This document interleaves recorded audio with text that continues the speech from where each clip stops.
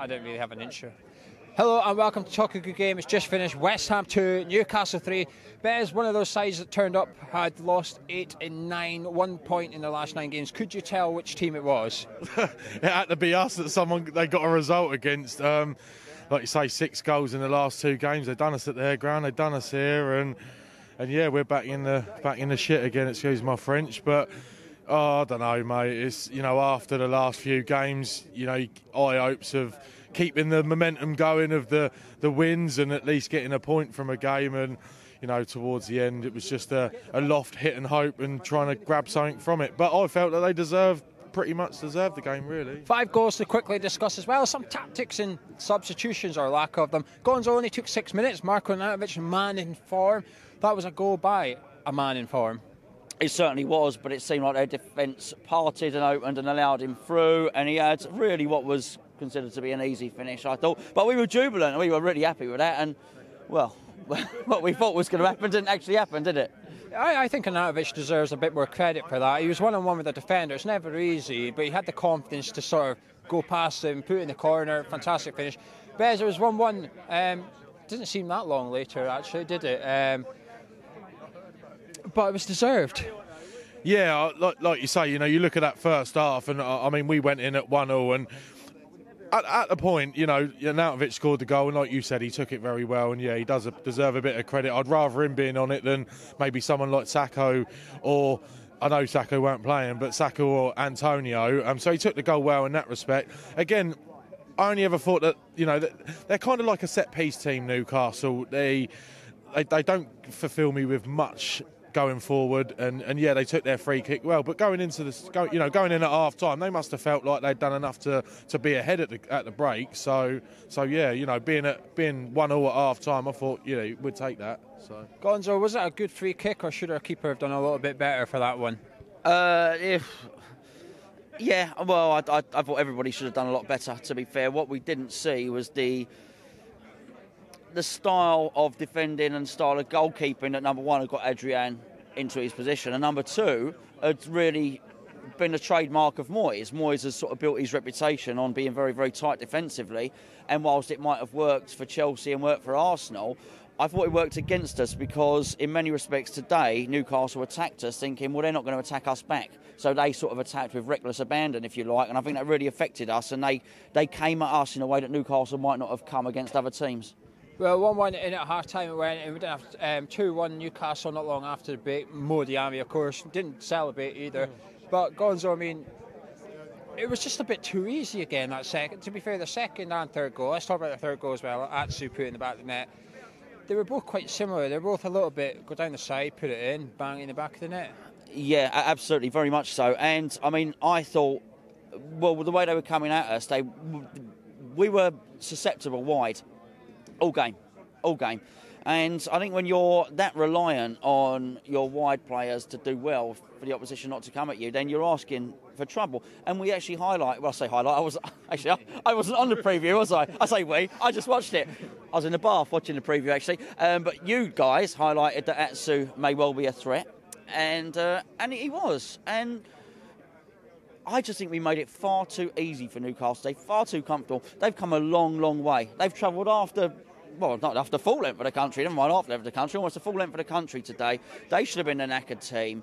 They should have been the ones on the back foot, but they were on the front foot, and it was all too easy. And you'll see the vlog later. I'm there screaming, no, surely not, as the goal went in. It was so telegraphed, you could actually see it coming. It wasn't a surprise goal. You could see the goal coming 30 metres before it happened. Quickly though, Gonzo, I mean, good goals by Newcastle, credit to them. They created the chances and they took them. Yeah, if you want, yeah. I mean, they played well. They played as well as they needed to. But Moyes, whilst he's been defensive, and that's been fine, has not really been long ball. Today we went long ball. Well, we'll talk about tactics. Talked about tactics in the end, because there's a lot more talking points. Still a couple more. And the next one, the penalty. This is a big talking point. Andre Ayew stepped up, took a weak pen. It's only a weak pen if you miss this, because it was very similar to Martin Noble's, but the difference is Martin Noble's went in, so it's a good pen. But because the keeper went the right way, it's a poor pen. But I don't know where you were, but from us, it looked like Creswell had the ball, and Creswell was away to take it, but Ayew took it off him. I mean, Is that silly, letting your player who's probably short of confidence, etc., stepping up to take that pen? I mean, listen, you know, I'm not Ayew's biggest fan, but I just felt that there was players on the pitch that maybe had a little bit more confidence, maybe that should have warranted it over Ayew. I mean, what you got to look at is Ayew isn't starting most of our games, so to let someone who is on the fringe of starting most games to then step up and take a penalty is a big ask for me. I mean, I know it was really bad. I actually turned round because I just didn't fancy it. You know, the way I didn't particularly think that Ayew had been playing a bad game, and I hold my hands up and say, you know, he'd been fitting in challenges, kind of in a bit of a makeshift roles that he hasn't been playing over the last few weeks. Like you say, did you not watch the pen? Did you turn around? You put your back to the penalty, did you? I watched it, but so I can't say how well of a save it was. I just didn't fancy it, Gonzo. It was just mate, we were all superstitious in one way or another. Yeah. You know, I would have put an Arnautovic on it myself. The way that the guy's been banging goals in, the confidence he's got, I don't know. I'd have just let him have it. That's why I think the whole stadium was like that. When they saw Ayew taking, I think the whole stadium had a bit of, why is he taking it? And you could feel it in the crowd. There was no one confident about it. But the same guy, Gonzo, put it in the back of the net, 3-2. Yeah. We put that many crosses in the box. One of them was going to go in. Carroll headed it, keeper saved it. Ayew smashed it in. Maybe what he should have done for the pen. 3-2, game on. Did you ever feel like a third goal was coming? Well, I thought a fourth goal was coming from Newcastle. I did not feel that we would score an additional goal. I actually said, I was trying to be sarcastic, but I actually said in the vlog, what I said, well, good news is Newcastle are not committing enough men forward for them to score a fourth goal. The bad news is we're not looking crafty enough for us to score a third goal. And that's really how it looked. We were putting a lot of balls over, but Newcastle weren't troubled by it. It was almost as if we had a bunch of 6'7" players and Newcastle had a bunch of 5'8" players. Well, that wasn't the case. That wasn't the case at all. Newcastle were quite happy dealing with those high balls. Where's it gone wrong today then, Gonzo? Let's start summing this game up. Where's it all gone wrong for us today? I think we employed the tactics that we used against Chelsea and we used against Arsenal. And we often wondered what it would be like when we played the lesser teams. Now, Stoke were truly atrocious. They were a very, very poor team. But now we've seen a team that were motivated and had some weapons with which to attack us, and they were not bothered by our tactics. I'm not sure what the possession stats are. By the time people watch this video, they will know. I'm guessing we had less possession than Newcastle. I would say we had more. I think we had more, but only because Newcastle were in the lead and they fucking ran all the way back and let us have it. At the end, but more purposeful. All right, if you looked at areas in the pitch, ours were very much defensive areas where we had the ball. Actually, in terms of attacking areas, Newcastle were much better than us, and you cannot have that. And then, of course, you make the substitutions, or Moyes makes the substitutions. We have goal scorers on the bench. Granted, I think we really missed Lanzini today. We really did. For anyone who's been whinging about Lanzini, that's how much we missed him. He's our first best passer of the ball. Our second best passer of the ball was Noble. We missed our two best passes of the ball. And you know what? Well, we couldn't pass the ball. And we looked lost in the middle. With I felt that Kuate and Obiang it just didn't click today. You know, like you said, we was missing something in that middle, and there was too many second balls that were getting won by Newcastle. They pretty much just wanted it more. The second ball, I've got to say, Bez is absolutely right there. The second ball, they were first to that second ball at all times. I said it to Tone during the game. I said, look, when these headers, sometimes when the crosses, because we were obviously playing for crosses or set plays or corners, we sometimes would win the header. They weren't bothered. That second ball, Bez is absolutely right. They were winning it every time. Bez, where's it gone wrong for you today? We, like you say, Gonzo said, we certainly missed Lanzini. Look, I don't know. I can only put it down to Newcastle wanted it more than us. They come out. They certainly, I mean, going a goal down. Their heads just held high. They obviously know the shit that they're in, and we just felt like maybe the last couple of results we've had that we're out of it. Maybe we've got a bit too far ahead of ourselves and thinking, right, okay, we're on this run now, this great run. Let's look at the sides on paper. Our side should be beating Newcastle all day long. All day long. No disrespect to Newcastle. I felt they deserved to win it today, but we shouldn't. It should never get to this. I just don't understand how. Me and Gonzo have been bashing about this, so I'm not going to ask him about it because I know his answer. Subs today, Bez, he only used 2 again. Carlo come on first. Hernandez came on with 10 minutes to go. I mean, are you frustrated as we are, or do you think Moyes is doing the right things? Is he getting his tactics right? I mean, maybe he's not making changes as quick as what I'd like him to.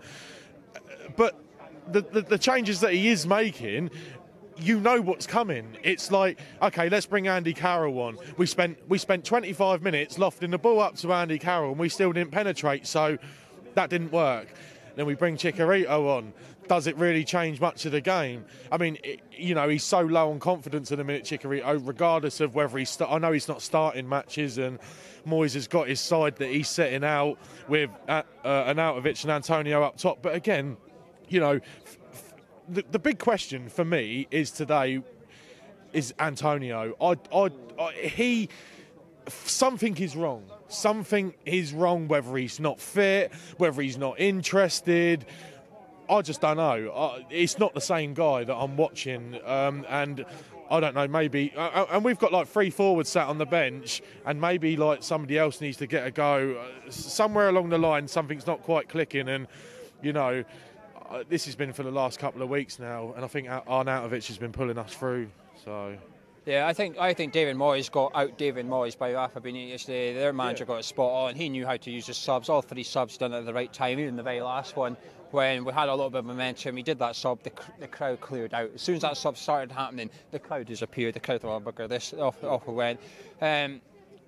The defence was... There's just no leadership. The wrong person's got the captain's armband on today. I hate picking on one person in particular, but when you take nobody, the leadership disappears altogether. There's no responsibility anywhere on the pitch. Arnautovic is doing it.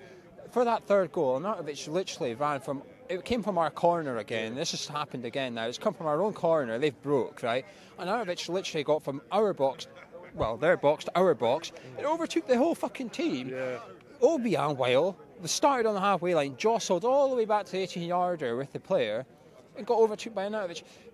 This is the thing that I hate. Make the foul on the halfway line. You literally just saw Antonio get brought down inside the box, which was, in my opinion, an last man challenge. You didn't even get a booking for it. No. The referee's clearly not taking his cards out, so all you're going to get is a booking at the most. Just take him down on the halfway line. Just bring him down. But he lets him get all the way to the byline. Ball goes in. It's in the back of the net. Yeah. What a surprise.